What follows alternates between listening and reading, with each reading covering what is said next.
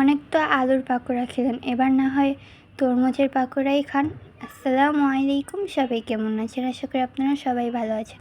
আলহামদুলিল্লাহ, আমিও আল্লাহর অশেষ রহমতে ভালো আছি। তো আপনাদের মাঝে নিয়ে আসলাম আজকে তরমুজের পাকোড়ার রেসিপি। অনেকেই কাছে হয়তো বা এটা অন্যরকম একটা নাম মনে হচ্ছে, অথবা অনেকে খেয়েছেন, অনেকে খাননি। যারা খাননি তারা অবশ্যই এই ভিডিওটা দেখে একবার হলেও ট্রাই করবেন। এটা অনেক মজা। তার জন্য এখানে হচ্ছে আমি তরমুজের খোসা ছিলকে যেটাকে বলে আর কি, ওইটার পিছনে যে সবুজ অংশটা থাকে ওটাকে কেটে তারপরে সাদা অংশকে গ্রেট করে নিয়েছি।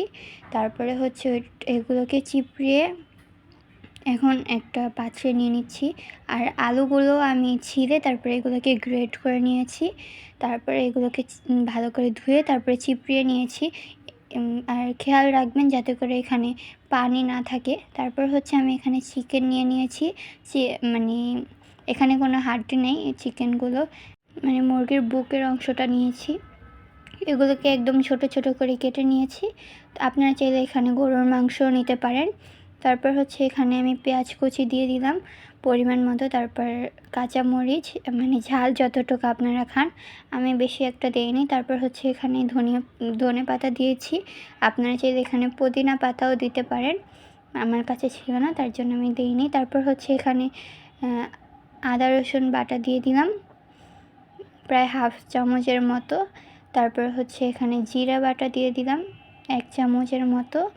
তারপর হচ্ছে এখানে হলুদের গুঁড়ো, মরিচের গুঁড়ো আর ধনিয়ার গুঁড়ো, লবণ দিয়ে এগুলোকে ভালোভাবে মিক্স করে নিব।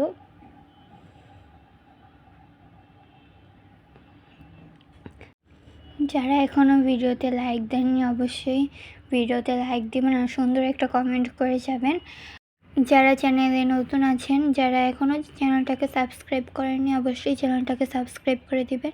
পাশে থেকে বেল আইকনটি বাজিয়ে দিবেন, তাহলে ভিডিও আপলোড হওয়ার সাথে সাথে আপনাদের কাছে নোটিফিকেশন চলে যাবে।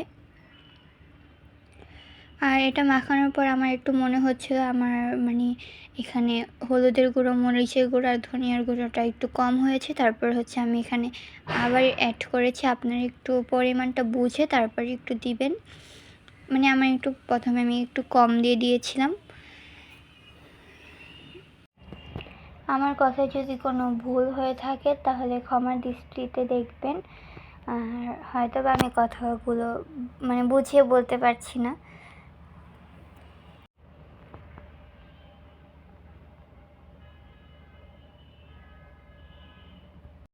আর এই পাকোড়াটা বানাতে বেশি সময়ও লাগে না। এই পাকোড়াটা বানাতে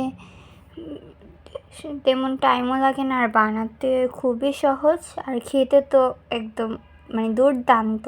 আপনাদেরকে বলবো একবার হলেও ট্রাই করে দেখবেন। আর অনেকে ভাবছেন এই পাকোড়াটা হয়তো বা মজা হবে না, তো আপনাদেরকে বলবো একবার অন্তত খেয়ে দেখেন, এটা অনেক মজা হয়। আর তো আর কিছু না, তো যাই হোক। আর এখানে হচ্ছে তারপর আমি পরিমাণ মতো কর্নফ্লাওয়ার দিয়ে দিয়েছি আর হচ্ছে বেসন দিয়ে দিয়েছি। আপনারা চাইলে যে কোনো একটাও দিতে পারেন। আর আপনাদের কাছে যদি কোনোটাই না থাকে তাহলে এখানে ময়দা অথবা চালের গুঁড়ো দিতে পারেন। আর আপনারা একটু চেষ্টা করবেন কর্নফ্লাওয়ার আর বেসনটা দেওয়ার, দোনোটা দেওয়ারই, তাহলে একটু ক্রিস্পি হবে। আর যদি আপনাদের কাছে না থাকে তাহলে ময়দা দিবেন, একটা হলেও দিবেন, না হলে পাকোড়াটা হবে না।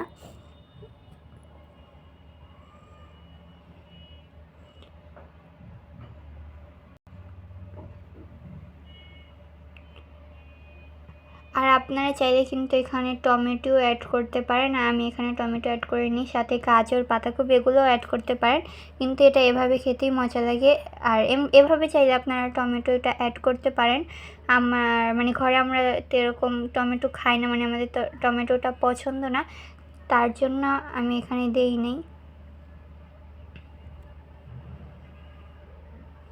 তো এই যে আমি এখানে ভালোভাবে একটু মেখে নিচ্ছি। তারপর হচ্ছে এখানে আমি একটা ডিম দিয়ে দিব, রুম টেম্পারেচারে ডিমটা দিয়ে দিব। একটু চেষ্টা করবেন রুম টেম্পারেচারে দেওয়ারই, ঠান্ডা ডিম দিলে এটা মজা লাগবে না।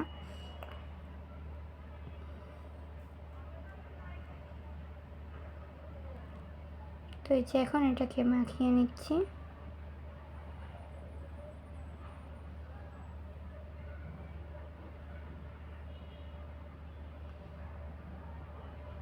আর এটা মাখানোর পর যদি আপনাদের কাছে মনে হয় এটা একটু মানে একটু পিছলে হয়ে গেছে, মানে একদম পানি পানি হয়ে গিয়েছে, তাহলে এখানে আরেকটু কর্নফ্লাওয়ার ময়দা মানে এগুলো একটু অ্যাড করবেন।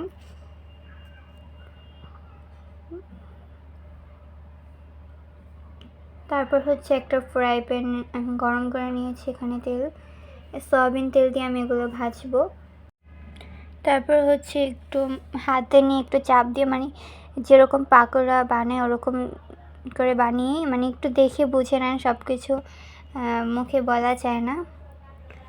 তারপর হচ্ছে এভাবে বানিয়ে নিচ্ছি।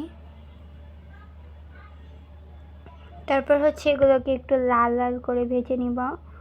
আর আমার প্রায় এখানে 12টার মতন পাকোড়া হয়েছিল। আমি প্রথমে 7টা ভেজেছি, তারপর হচ্ছে পরে আর বাকিগুলো ভেজে নিয়েছি। আর এটা কিন্তু আপনারা চাইলে একটু ফ্রিজেও রেখে দিতে পারেন, মানে এরকম ভেজে না, মানে এরকম মেখে তারপরে ফ্রিজে রেখে দিতে পারেন। তারপরে মানে ভাজার প্রায় আধা ঘন্টা আগে বের করে তারপরে এগুলোকে ভেজে নিতে পারেন। একটা বক্সে করে ছুঁয়ে দিলেই মানে ডিপে রেখে দিলেই হবে।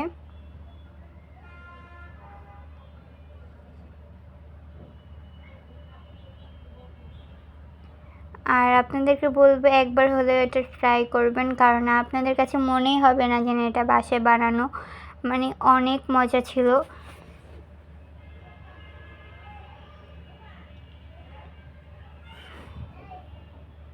তো আমি এখানে হচ্ছে এগুলোকে একটু লাল লাল করে ভেজে নিচ্ছি, মানে একটু বাদামি কালার করে।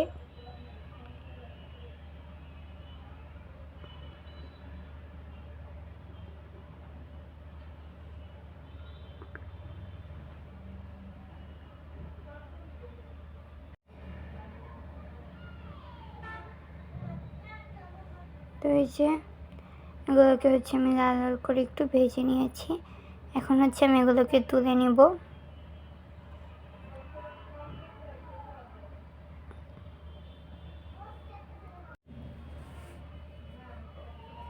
তো এই যে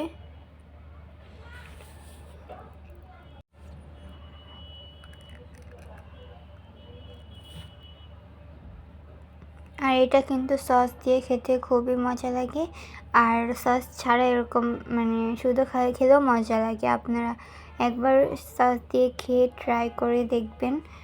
আর তো দেখতেই পাচ্ছেন এটা খুবই সহজ বানানো, আর বানাতেও সেরকম টাইম লাগেনি। তো এই তো সবাই ভালো থাকবেন, সুস্থ থাকবেন। দেখা হয়ে যাচ্ছে পরবর্তী কোনো রেসিপি হয়তো বা কোনো একটা ভিডিও নিয়ে। তো সবাই ভালো থাকবেন, সুস্থ থাকবেন। আল্লাহ হাফেজ, আসসালামু আলাইকুম।